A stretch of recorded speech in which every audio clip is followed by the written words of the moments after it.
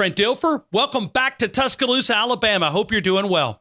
Hello? Hey, Trent, there you are. Sorry, Ryan, I had some cell phone issues. I apologize. No problem. I was saying that the last time we visited, certainly not as much validity other than your opinion and all those different things. We certainly have a 4-game sample to go of Tua Tagovailoa. Has he exceeded your expectations from what you thought this young man would be able to accomplish? He really has. And I think the biggest thing I felt was that he'd be able to expand this offense. He'd be able to expand the talent that's around him and get the fullness out of that. I mean, for so long, Alabama's recruited all these great high school athletes and on offense, and maybe they haven't reached the full potential because they haven't had a quarterback to be able to distribute the ball and work around like they do now. What we're seeing is fantastic athletes, fantastic players putting up fantastic numbers. You're seeing every area of the field threatened. You're seeing the bigs play better because the ball's out quicker. You're seeing the runners run harder. You're seeing receivers get more open, make more big plays. That's what great quarterbacking does. It makes everybody around them more successful. Let me ask you, when you look at Tua, because this is somebody that you have known for a long time, how much more ceiling is there for Tua Tagovailoa? Oh, I think he's just touching the surface right now. I think as he grows, gets greater command of the offense, I think as everybody in the program starts to recognize the fullness of his talent, I think as Coach Saban, as he always does, continues to create an edge with this team and force them to get better day in and day out, not be complacent. I think Tua is just going to explode even more than he has. He's got unlimited potential, as you're seeing. There's no place he can't get the ball. His intangible makeup's as good as there is as well, so nothing's going to faze him. And he's got a great coaching staff that's going to push him hard. And I think that's the key is a lot of times kids have early success, and coaching staffs don't continue to put pressure on them. They allow the kids to get complacent. That doesn't happen in Alabama football, and Tua's going to be asked to improve on something every single day he's on campus, and that's good for him, and that's good for the team. Trent, we've watched Nick Saban do it, and I'm trying not to be disrespectful, but 5 out of the last 9 years, he's really done it with, so-so quarterback play. I mean, he hasn't walked in and, had an elite talent like this. I guess when I look at this team as a whole, what is capable when you get a guy like this that may go down as one of the best quarterbacks we've ever had in this university? What is this guy capable of if you give him the talent like Tua Tagovailoa? Well, I think you're seeing it. You just, and it's what I talked about the first time you had me on. You just start to see everything expand. It gets bigger. It gets easier. You're more explosive. Now you're not. They'll play really good teams because the SEC's loaded with really good teams, and it won't have to go down to the last possession of the fourth quarter. You might be up 14 points and then, kill the clock mode. I mean, it's just going to be very hard to defend Alabama's offense for 60 minutes. And then you complement it with a great defense and great special teams and great coaching. They're just going to be very difficult to beat. I get the person that says, well, it was already a good formula.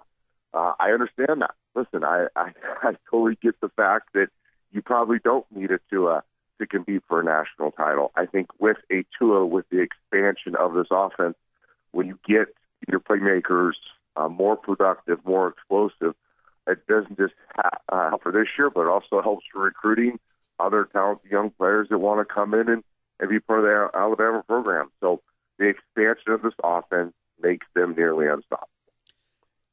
And we, you've been on record with other radio programs. You've made similar comments here, but when you talk about using the word unbeatable, I mean, does Alabama become unbeatable if everything goes as what we anticipate with Tua Tagovailoa? I mean, is that fair to throw that around?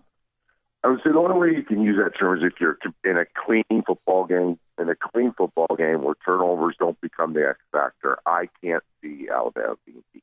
Now, turnovers obviously flip a lot of games. There's been a lot of great teams that have lost big games because of turnovers, and I would say that's the one thing that if you're if you're looking at this team and you're like, okay, what could stop us?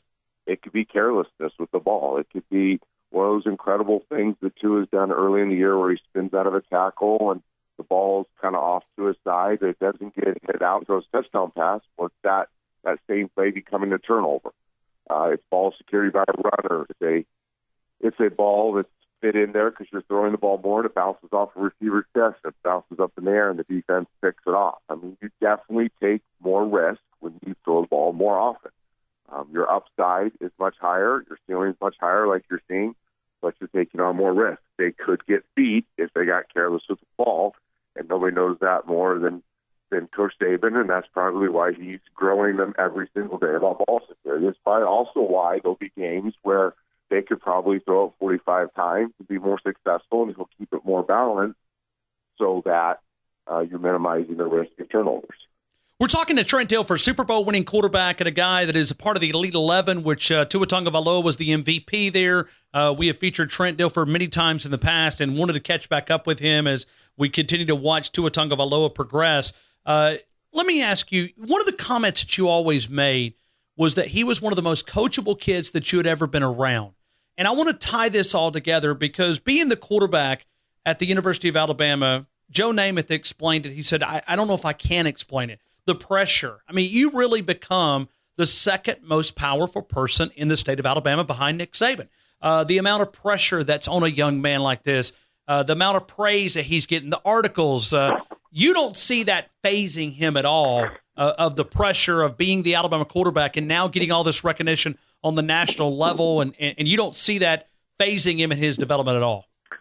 Not at all. And that's one of the reasons why I spoke so highly of Tua was not just his talent. I think people simplify the message and just say, oh, somebody said he's the best ever, that means he's talented. Tua is very talented. But what makes him great is the fullness of who he is. It's the intangible stuff as well. I think he is nothing phases this kid. He's got great roots. He's got a great foundation. He's incredibly humble. And for a lot of kids, this type of early success would be too much for them. It's harder to handle success and failure many times if you're young. So I wouldn't be saying these things if we're talking about quarterbacks X, Y, or Z that were talented but didn't have the emotional stability that you have. I think one of the things that's unique about him and why he can handle this and is because how he was raised, how he's grounded. That deep, authentic humility that's in him will allow him each day to go out there and not be satisfied, continue to push the envelope to get better, continue to lead his teammates, not listen to the press clippings, not listen to the fan bases, but just kind of put your head down and keep working. That's what he's all about. He doesn't care about the Twitter followers or the Instagram followers or what's being said on ESPN or SEC Network or this radio show. He probably doesn't even know what's being said. He's more focused on earning the respect of his teammates and his coaches and taking care of the task at hand, which is winning football games. When you look at that, is this his background of his father, his parents? Is this just where he is so grounded, his roots are so deep that he's not going to be pushed one way or the other? Is that where this comes from, the background? It's his faith. He has tremendous faith. His parents are amazing. The family, and that goes beyond just his parents. There's just his family network. It's a very close-knit family, large extended family. They love each other, support each other, are honest with each other, hold each other accountable. Really a neat family. I think that's how he was raised. And I think he was raised expecting this type of success. So he's prepared mentally for it. He's prepared emotionally for it. And he also sees that there's something bigger than himself. He's doing this for a bigger reason than to win football games for University of Alabama. And I know some people might go, well, there is nothing bigger than winning football games for the University of Alabama. But for him, there's a much bigger purpose, a much bigger cause that motivates him than just winning ball games. We're talking to Trent Dilfer, and he's part of the Elite 11, and we've been talking a lot about Tua Tagovailoa. And I've went out and I watched him play, and one of the greatest high school players I've had a chance to watch in person. The guy can just sling it around. How would you compare him to Tua from your perspective? They're pretty similar in how they throw it. I don't know. I try not to compare them too much. Sure. because Leah, I sensed early on that Leah was kind of getting sick of the comparison. They obviously both throw it really well. They both think really well. I'd say Tua's a little more outgoing, maybe a bigger personality than Leah, but Leah's also the younger brother and has had to grow up in the footsteps of Tua. So I out of respect for Leah, I try not to make that comparison too much. But they're both fantastic kids, fantastic throwers of the football.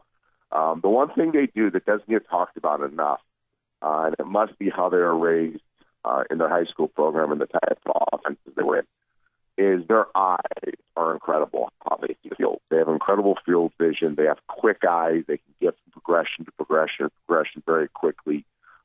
They see the pictures very clearly.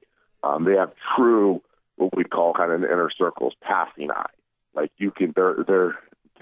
they grow up knowing how to pass, knowing how to see the field. It's pretty tremendous. Yeah, it is kind of fun to watch, and I think that's one of the things that we're sitting on the edge of our seat because we don't really know how to embrace something that is obviously this player of this magnitude. I mean, we're kind of used to, okay, don't go out there and get us beat. Don't go out and throw interceptions. Just go out and kind of manage the game, hand off. We'll do a couple of play actions, and so we're kind of having to grow at this as well. We're like, oh, no, don't do that. Oh, yeah, okay, that's good, okay. And so it's kind of fun to watch these Alabama fans because Nick Saban has conditioned our brain that that's not what a real quarterback looks like. Yeah, no, and I get it. I've played both ways. Early in college, I was a wide open, put up tons of yards, passing first, aggressive mindset guy. Then I became the game manager in the NFL and coached both styles. Both win. I think it kind of fit the mold of your team and maybe the climate of where football's going. And I think it's going to be much harder with the rules in place, much harder when they're not enforcing offensive linemen down the field in the RPO game. It's just harder to keep people at bay offensively. So instead of trying to fight the trends, why not go with the trends and become more explosive? I do think football in general is becoming more offensive-sided. I do think you have to be explosive. I still believe defense wins championships, as it has there in Tuscaloosa many times, but it needs to have an explosive component on offense to complement it. And that's what I think Nick figured out here with Tua is, I'm sure Nick's figured out stuff I've never even thought of. My point being that you see it every day in practice. You start looking at your program globally, and you're like, yeah, I can see how much better we can be if we are explosive. Are you at a little more risk, like we talked about, turning the ball over? Yeah.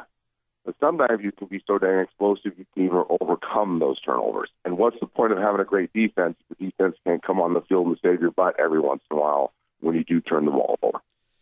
Trent, with your perspective there at the Elite 11, being the head coach of the Elite 11 camp there in California and travels throughout the country, this past year it was in Dallas, in the Fort Worth area. I'm curious, what is your opinion on the four-game rule where a lot of these players are now upping, just leaving, and we think that it will be a trend, especially at that quarterback position? We saw Kelly Bryant lose his job earlier this week. Just a couple of hours later, he announced that he was going to transfer. From your perspective of leaving a lot of these competition, what's your thoughts on this? Is this good for the game? I don't know yet. I don't know if I'm ready to have an opinion. I want to see how it plays out for a year. I don't want to just overreact to what's happened so far this season. I think here I'll give more of a theoretical answer.